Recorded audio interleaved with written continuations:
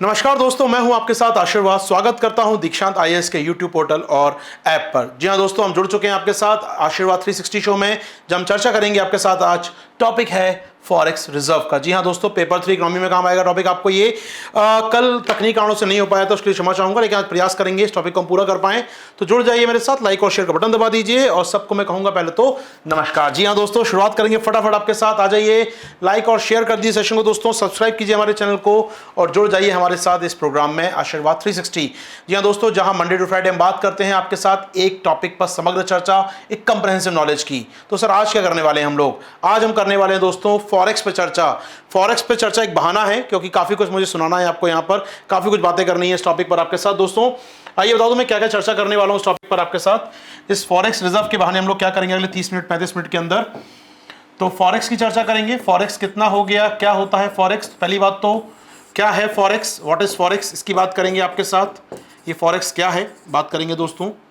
इसके कंपोनेंट या इसके भाग क्या क्या होते हैं, इसके कंपोनेंट किन किन से मिलकर बनता है, इसके अवयव क्या होते हैं, क्या क्या शामिल होता है फॉरेक्स में, इसकी बात करेंगे आपके साथ। अदर देन बात करेंगे हम लोग वाई वी नीड फॉरेक्स, आवश्यकता ही क्यों है फॉरेक्स की हमको, इसकी चर्चा मैं करूंगा आपसे यहाँ पर। आवश्यकता क्या है फॉरेक्स की, ठीक है सर। इसके अलावा हम बात करेंगे फॉरेक्स के एक इतिहास के बारे में, छोटा सा हिस्ट्री लेंगे कि इंडिया का फॉरेक्स का लेवल क्या रहा है पिछले कुछ सालों में, इसकी चर्चा करेंगे। और मेन टॉपिक जो होगा दोस्तों मैं चर्चा करूंगा यहाँ पर फॉरेक्स के बहाने में चर्चा जो करनी है आपके साथ, वो इंपॉर्टेंट डिबेट ये होगी कि हमारा फॉरेन डेप्ट या हमारा विदेशी ऋण, एक्सटर्नल डेप्ट जो है, इसको कैसे देखा जाए फॉरेक्स के कंटेस्ट में। जी हाँ, बाह्य ऋण, इसको कैसे देखा जाए फॉरेक्स के कंटेस्ट में, इसको भी मैं देखूंगा, बात करूंगा आपके साथ यहाँ पर। तो फटाफट लाइक और शेयर कीजिए दोस्तों। चालू करने वाले इस चर्चा को हम लोग अगले 30 से 35 मिनट के अंदर इस टॉपिक को हम लोग पूरा करेंगे आपके साथ। आइए दोस्तों शुरुआत करते हैं इस टॉपिक की आपके साथ। आज का टॉपिक हमारा फॉरेक्स के अवयव के बारे में। पहली बात तो न्यूज क्या है सर, क्या चर्चा में है, क्या है फॉरेक्स। दोस्तों इस न्यूज पर चर्चा जो आई है हमारे पास, वो आई है यहाँ पर कि देश का फॉरेक्स रिकॉर्ड स्तर पर पहुंच गया है। देश का फॉरेक्स पहुंच गया दोस्तों रिकॉर्ड स्तर पर। कितना हो गया है सर, आइए ढूंढते हैं आपके साथ दोस्तों। तो देश का फॉरेक्स हो गया है 555 बिलियन डॉलर। जी हाँ, सही सुना आपने, 555 अरब डॉलर बोल लीजिए अपनी भाषा में, या बिलियन डॉलर बोल लीजिए दोस्तों। लाइफ टाइम हाई है ये, लाइफ टाइम हाई मतलब आज तक इतना कभी नहीं था देश का फॉरेक्स। देश का विदेशी मुद्रा भंडार, फॉरेन एक्सचेंज रिजर्व कभी नहीं था इतना जितना कि अभी हो गया है। तो बहुत ज्यादा है देश का विदेशी मुद्रा भंडार, 555 अरब डॉलर का हो गया है दोस्तों। ठीक है, यहां तक कोई समस्या नहीं है हमारे पास। आइए बात करें इसके बारे में और चर्चा करें आपके साथ। हिंदी में देख लीजिए एक बार। तो 16 अक्टूबर को जो वीक खत्म हुआ है, याद रखिएगा हर वीकली डेटा जारी होता है इसका, हर वीक डेटा जारी होता है। कौन जारी करता है? आरबीआई जारी करता है। तो हर सप्ताह आरबीआई डेटा जारी करता है कि देश का विदेशी मुद्रा भंडार कितना हो गया है। तो इस बार लगभग, पिछली बार था 551 के आसपास, लगभग 4 अरब और बढ़ गया, अब हो गया ये 555 अरब डॉलर। जी हाँ दोस्तों, 555 डॉलर। क्या कारण है बढ़ने के, क्या क्या इसके अंदर शामिल होता है, बात करेंगे आपके साथ दोस्तों। आइए कंपोनेंट क्या है इसके, कंपोनेंट की बात कर लें आपके साथ। तो डेटा हमारे पास है। डेटा क्या है सर, फॉरेक्स क्या है। हमारे आरबीआई के पास कितनी विदेशी मुद्रा है, कितना डॉलर है, कितना येन है, युआन है, पाउंड है, स्टर्लिंग है, उसके पास यूरो है, उसके पास कितना गोल्ड है, कितने एसडीआर रखे हैं, सबको मिला दीजिए। आरबीआई के पास कितनी विदेशी मुद्रा है, इसका नाम होता है फॉरेक्स हमारे दोस्तों। ठीक है, यहां पर अब देखें एक बार चर्चा सुन लीजिए। तो कितना फॉरेक्स है? 555 बिलियन डॉलर का फॉरेक्स है। अब आते हैं इसके कंपोनेंट क्या क्या है सर। कंपोनेंट बचपन से पढ़ते आ रहे हैं, इसके यूपीएससी का फेवरेट क्वेश्चन है। कंपोनेंट क्या है सर इसके? अगर हम बात करें कंपोनेंट में क्या क्या आता है आरबीआई, इसकी बात करें कंपोनेंट में हम चर्चा करें आपके साथ, तो हमारा विदेशी मुद्रा भंडार है। इसके 4 कंपोनेंट होते हैं दोस्तों, 4 चीजें इसमें शामिल होती हैं। ऑन योर स्क्रीन आप देख सकते हैं मेरे साथ क्या क्या आता है विदेशी मुद्रा भंडार में। 4 तत्व, 4 अवयव, 4 कंपोनेंट। पहला, विदेशी परिसंपत्तियां, फॉरेन करेंसी एसेट्स। विदेशी मुद्रा परिसंपत्तियां या फॉरेन करेंसी एसेट्स आती हैं। अब इसमें क्या है सर, आरबीआई के खजाने में कितना डॉलर रखा है, कितना यूरो रखा है, कितना येन रखा है, कितना पाउंड रखा है, और कितने डॉलर के बॉन्ड रखे हैं, कितने युआन के बॉन्ड रखे हैं। यानी आपके पास कितनी करेंसी है विदेशों की, उनके बॉन्ड कितने हैं, उनके शेयर कितने हैं, उनके कैश कितना रखा है आपके पास, इस सब को जोड़ लीजिए। इस सब को जोड़ लीजिए, फॉरेन करेंसी रिजर्व की बात कर रहे हैं दोस्तों हम लोग। तो विदेशी परिसंपत्तियां कितनी हैं, हो सकता है कैश फॉर्म में हो, नोट फॉर्म में रखी हो आरबीआई के पास, हो सकता है वो बॉन्ड रखा हो। बॉन्ड मतलब क्या सर, अमेरिका के सेंट्रल बैंक ने लिखकर दिया आरबीआई को कि जिसके पास एक कागज होगा मैं उस धारक को $500 अदा करने का वचन देता हूं। दे दिया उसने कागज लिख के आरबीआई को, आरबीआई ने कागज रख लिया, $500 दे दिए यहां पर किसको, उसने बैंक ऑफ अमेरिका को।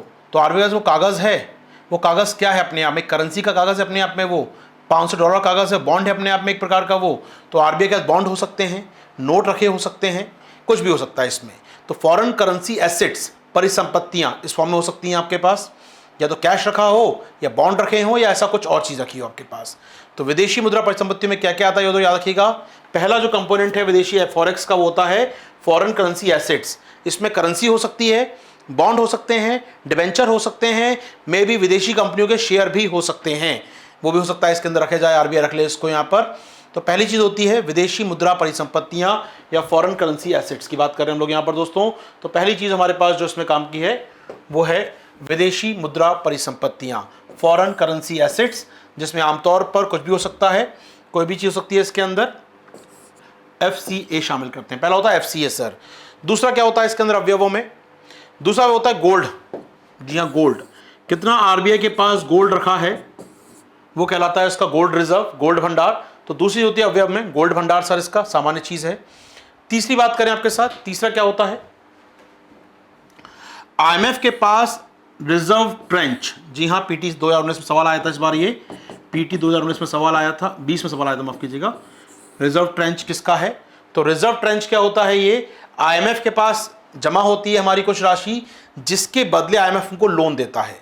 याद रखिएगा, आरबीआई ने आईएमएफ के पास मेंबरशिप हासिल की और आईएमएफ को एक सहायता, एक ट्रेंच दिया, एक राशि दी, जिसकी गारंटी के आधार पर आईएमएफ हमको लोन देता है। इसे रिजर्व ट्रेंच कहते हैं दोस्तों हम लोग यहाँ पर, रिजर्व ट्रेंच कहते हैं।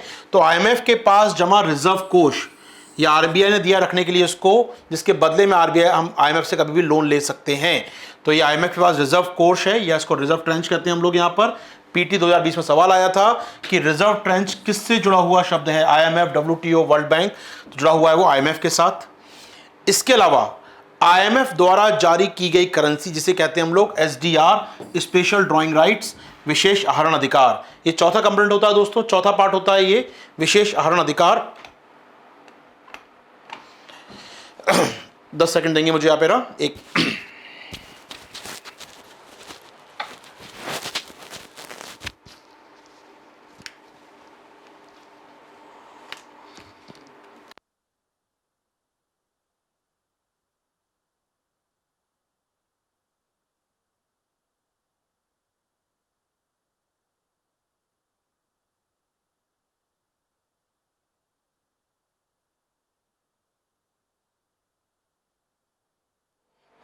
चलिए दोस्तों, चलिए कंटिन्यू करते हैं आपके साथ।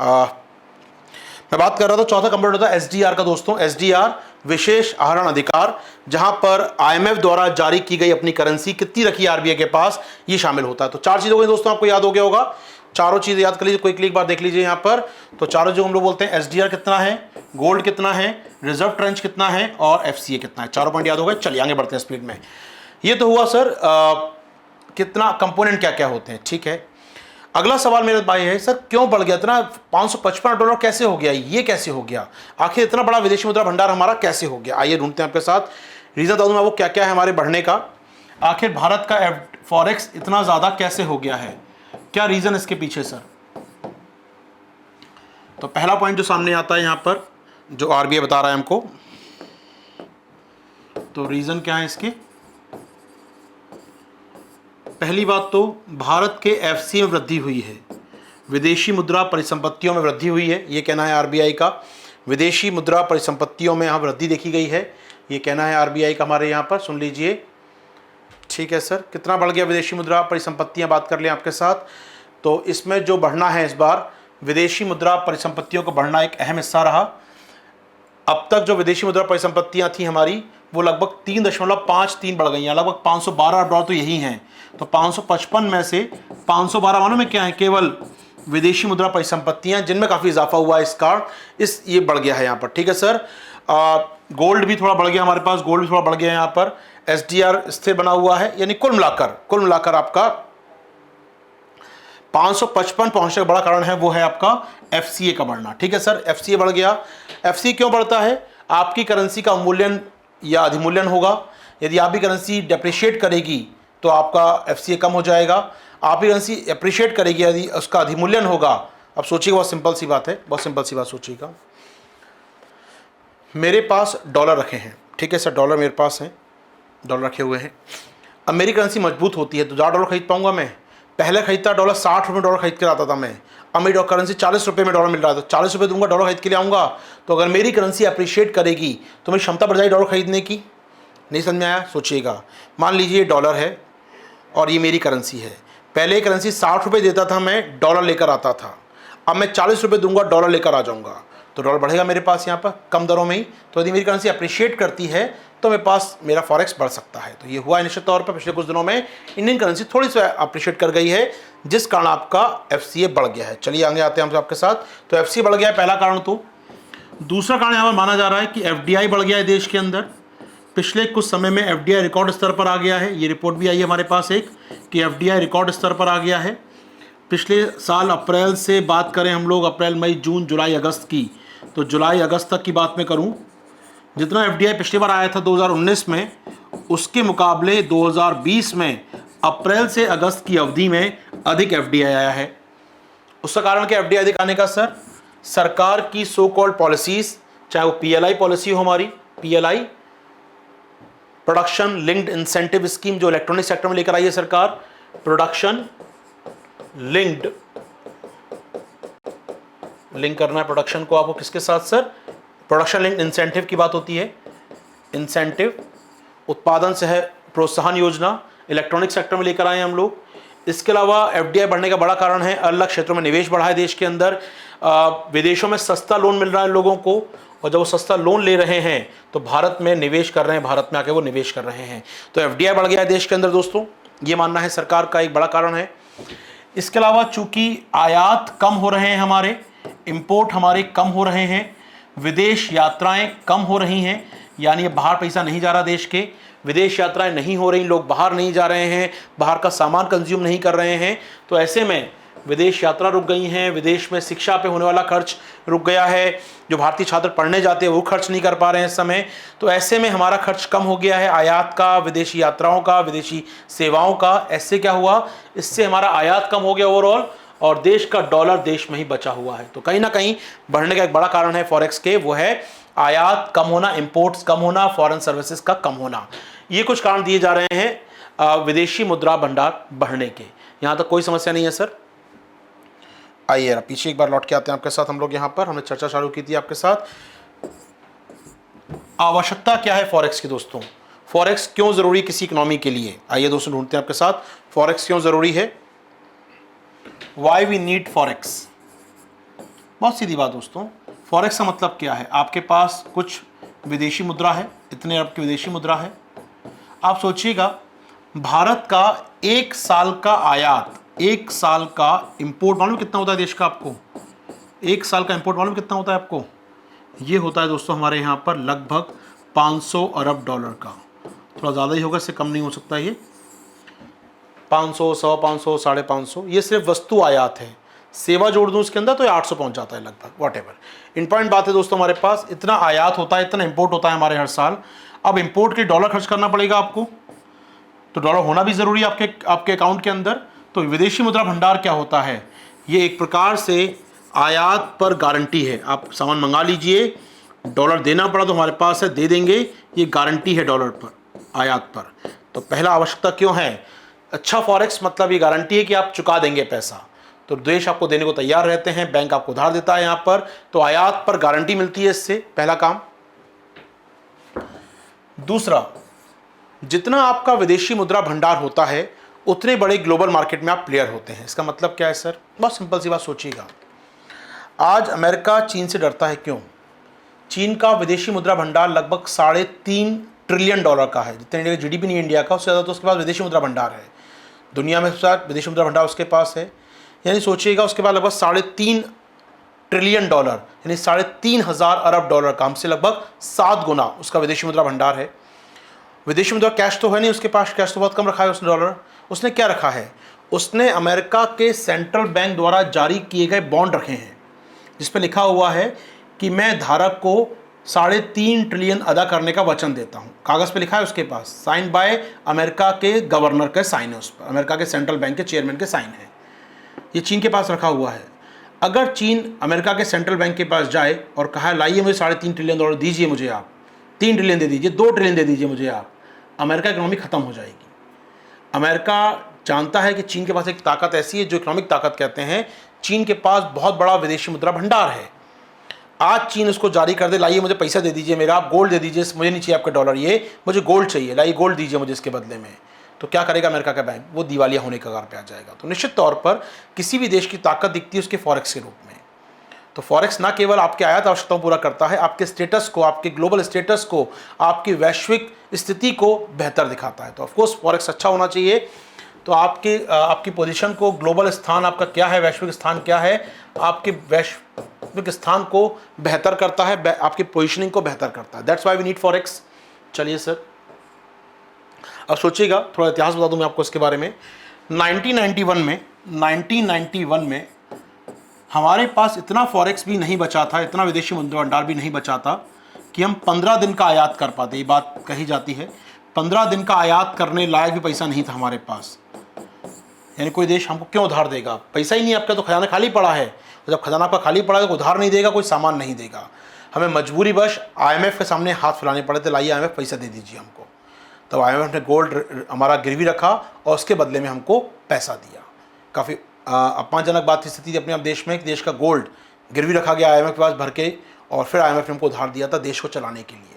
दैट शोज़ कहीं ना कहीं कि फॉरेक्स होना कितना ज़रूरी है। और 1991 में जिस देश के पास 15 दिन के आयात का समय नहीं था, पैसा नहीं था, आज 2020 में आके हमारे पास इतना पैसा है कि हम लगातार 12 महीने तक आयात कर सकते हैं बिना निर्यात के। 500 बिलियन डॉलर से ऊपर का आयात हमारे पास हो चुका है, हमारे पास फॉरेक्स हो चुका है। चलिए दोस्तों, ये एक सामान्य चर्चा हुई आपके साथ, फॉरेक्स क्या होता है, क्या। अच्छा, एक चीज़ पूछूंगा, सामान्य चीज़ बताइएगा मुझे आप लोग बताइए मुझे यहाँ पर कि जो फॉरेक्स होता है सर, ये जो फॉरेक्स होता है ये क्या पूरा RBI खजाने में रखा होता है, पूरा RBI के पास रखा है ये? मतलब मुंबई की जो ब्रांच है RBI की, हेडक्वार्टर है, वहाँ इतना पैसा रखा होगा, ये कोई लूट मार कर ले RBI के पास तो सब निपट जाएगा। तो कहाँ रखा है पैसा, ये समझिएगा। फॉरेक्स ना केवल RBI के पास होता है, बल्कि RBI द्वारा दुनिया भर के बैंकों में इसको जमा किया गया है। इसका मतलब 555 अरब डॉलर में से मान लीजिए FCA है तो कुछ तो RBI के पास रखे होंगे, 100-200 के मान लीजिए। 50-60 इसने अमेरिकी बैंक में जमा किए होंगे, 50-60 इसने अमेरिका के सेंट्रल बैंक में जमा किए होंगे, यूरोप में, ऑस्ट्रेलिया में, जापान में, कहीं कहीं जमा कर रखे हैं इसने पैसे। तो आपके हाथ में बहुत नहीं है, लेकिन आपकी संपत्ति जमा है उन बैंकों के अंदर, वहाँ से ब्याज मिलता है आपको और साथ ही साथ पैसे जमा है आपका वहाँ पर। तो याद रखिएगा, RBI विदेशी मुद्रा भंडार को एक साथ एक जगह नहीं रखता है, वो उसे डाइवर्सिफाई करता है।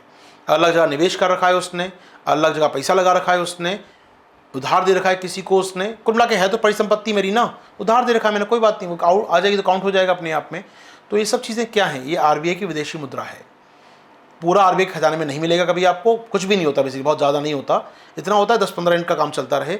बाकी सारा पैसा इसने विदेश के बाहर जमा कर रखा है अकाउंट्स के अंदर, बैंक ऑफ इंग्लैंड में, बैंक ऑफ लंदन में, फेडरल बैंक में अमेरिका के कमर्शियल बैंकों में, वहाँ के डेप्ट मार्केट में, जापान के डेप्ट मार्केट में लगा रखा है पैसा भारत में। तो RBI का पूरा खजाना नहीं होता एक साथ, ये कुछ पार्ट होता है, बाकी लगा है दुनिया भर के बैंकों में।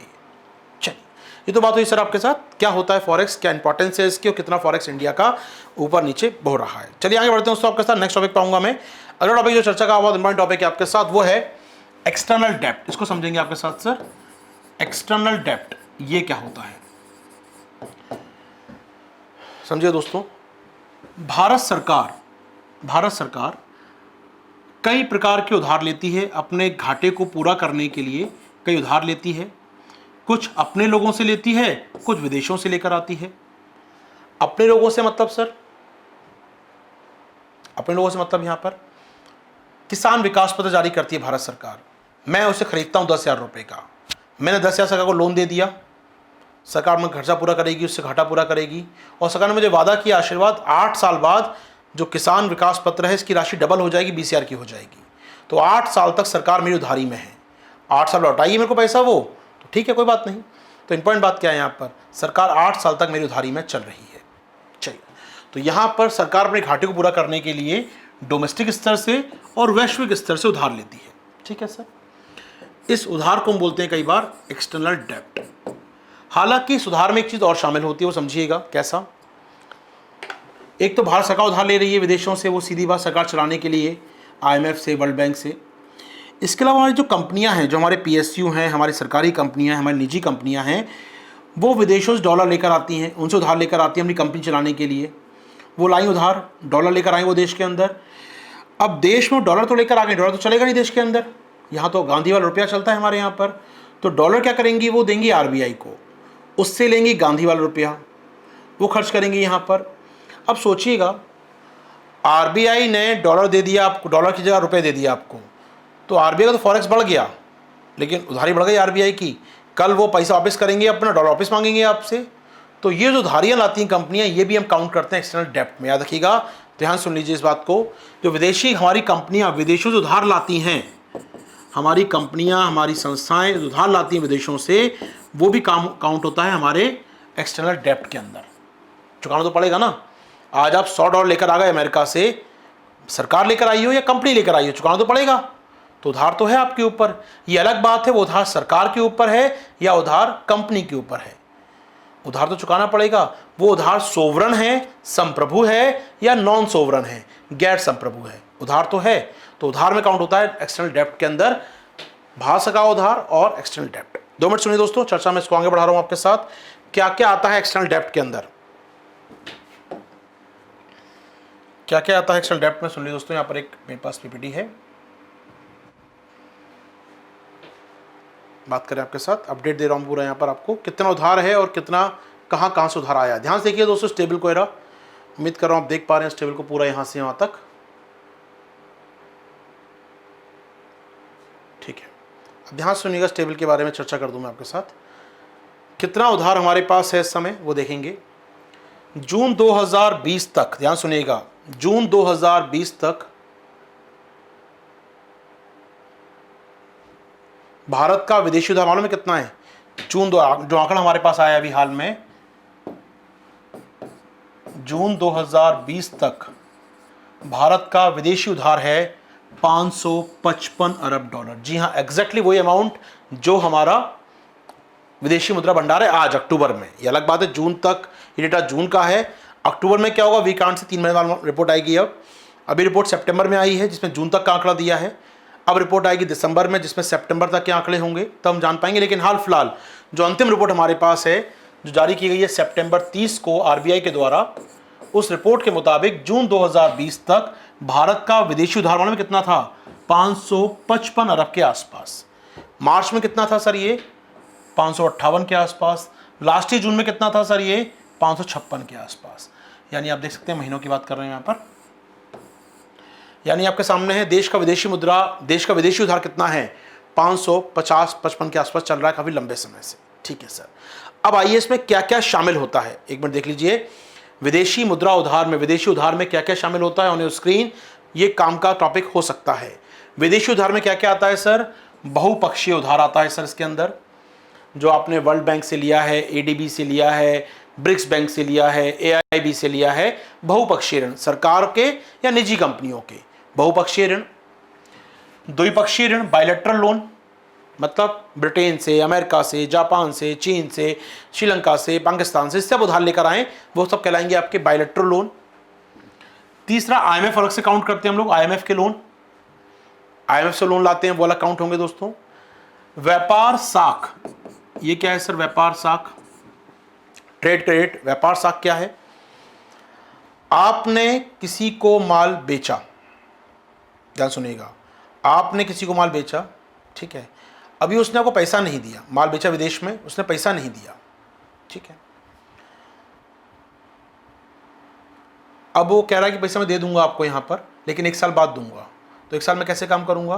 तो कहता है एक काम कीजिए, मेरा बैंक आपको उधार दे देगा, आप उधार ले जाओ, 1 साल बाद जब पैसा दूंगा आपको चुका देना इसका पैसा। या उल्टा केस देख लीजिए, हम बाहर से माल मंगाते हैं, सामान मंगाया मैंने बाहर से, पेमेंट नहीं किया मैंने, तो उधार हो गया ना मेरे ऊपर, उधार तो है, वस्तु मंगाई है, पेमेंट नहीं किया है, ये व्यापार साख है, साख पे दे दिया, हमारा उठा दिया उसने मेरे को, लेकिन पेमेंट करूंगा मैं 6 महीने बाद या 8 महीने बाद या 1 साल के अंदर पेमेंट कर दूंगा मैं उसका, लेकिन 1 साल तक वो उधारी तो है मेरे ऊपर ना। तो ट्रेड क्रेडिट क्या है, आपको माल दिया गया है और आपने अभी तक उसका पैसा नहीं चुकाया है।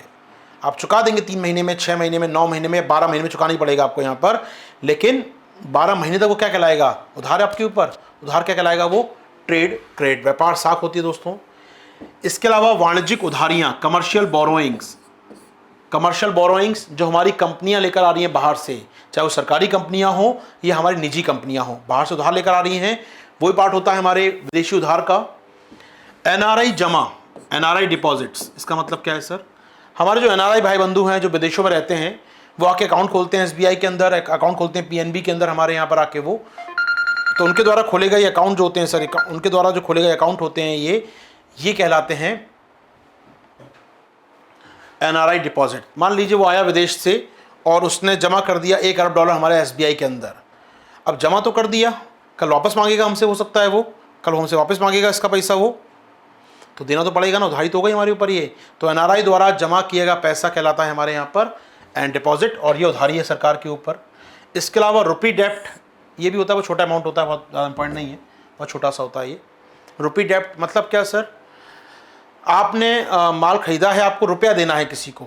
मान लीजिए कुछ देश ऐसे हैं जो रुपये में माल लेते हैं, जैसे ईरान की बात करें आप, या काफ़ी सारे देश दुनिया में ऐसे हैं, 2-4 हमारे आसपास के देश भी हैं जिनसे आप माल ले लो, उनको डॉलर नहीं चाहिए, उनको रुपया दे दो आप, वो रुपया वापस कर देंगे, आपसे माल ले जाएंगे वो लोग।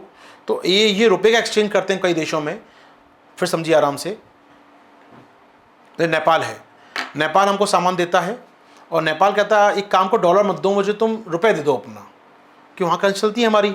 भूटान हुआ, हमारी करेंसी चलती है, तो ये लोग कहते हैं ठीक है आप डॉलर मत दो, माल ले जाओ हमसे, डॉलर मत दो, रुपया दे दो हमको। तो डॉलर डेप्ट नहीं है ना, वो ट्रेड क्रेडिट है, लेकिन वो अपने आप में रुपया डेप्ट है, रुपी हमको देना है, देना रुपी है, लेकिन उधार तुम्हारे ऊपर है, विदेशी उधार तुम्हारे ऊपर है, तो होता है रुपी डेप्ट। ठीक है दोस्तों। इसके अलावा कई शॉर्ट टर्म डेप्ट होते हैं, लघु अवधि के ऋण होते हैं हमारे ऊपर, लघु अवधि के ऋण होते हैं कई प्रकार के, $106 बिलियन के लगभग लघु अवधि के ऋण होते हैं। आमतौर पे उधार लिया है, देना है 12 महीने के अंदर, 10 महीने के अंदर, 8 महीने के अंदर हमको देना है अगर, तो उनको मिला दीजिए, तो कुल कितना उधार हो गया हमारा, अपने एक्सटर्नल डेप्ट इतना हो गया। तो कितने सेगमेंट आ गए, 1 2 3 4 5 6 7 8, तो 8 चीज़ों से मिलकर बनता है हमारा क्या सर, एक्सटर्नल डेप्ट, विदेशी उधार। याद रख पाएंगे दोस्तों हम लोग, फिर सुन लीजिए, विदेशी उधार मिलकर बनता है 8 अवयवों से, आपके स्क्रीन पर, multilateral, bilateral, IMF, trade credit, short term credit, या बात करें आपके साथ हम लोग एनआरआई डिपॉजिट, कमर्शियल बोरोइंग्स और रुपी डेप्ट की। तो इन 8 भागों से मिलकर बनता है विदेशी उधार हमारा। विदेशी उधार में याद रखिएगा, ऐसा उधार जो 1 साल के पहले चुकाना है, जो 1 साल के अंदर चुकाना है तो शॉर्ट टर्म कहलाता है। ऐसा उधार जो 1 साल के बाद चुकाना है लॉन्ग टर्म कहलाता है। ध्यान से सुनिएगा, 1 साल के अंदर चुकाना है तो शॉर्ट टर्म, और 1 साल के बाद चुकाना है तो लॉन्ग टर्म, याद रखिएगा। तो भारत के पास जो $554 अरब का उधार है, इसमें से 449 अरब, 554 में से 449 लॉन्ग टर्म है, लंबी अवधि का, यानी 1 साल के बाद चुकाना है। 105 बचा, वो क्या है, वो शॉर्ट टर्म है, यानी 1 साल के अंदर चुकाना है। याद रखिएगा। तो पूछ सकता है आपसे एग्जाम में यहाँ पर चीज़ें कि भारत पे जो विदेशी उधार है ज़्यादा कौन सा है, लंबी अवधि वाला या लघु अवधि वाला। तो भारत में उधार कौन सा है सर, लंबी अवधि वाला उधार ज़्यादा है। कितना है, लगभग आप देख सकते हैं 554 में से 449 कौन सा है हमारा सर, लंबी अवधि का उधार है। शॉर्ट टर्म कितना है, 20% के आसपास शॉर्ट टर्म है, 80% के आसपास लॉन्ग टर्म है। याद रखेंगे हम लोग। तो लॉन्ग टर्म कितना है 80%, शॉर्ट टर्म कितना है 20%। टोटल डेप्ट 555 के आसपास, जितना कि हमारा फॉरेक्स है। ठीक है सर।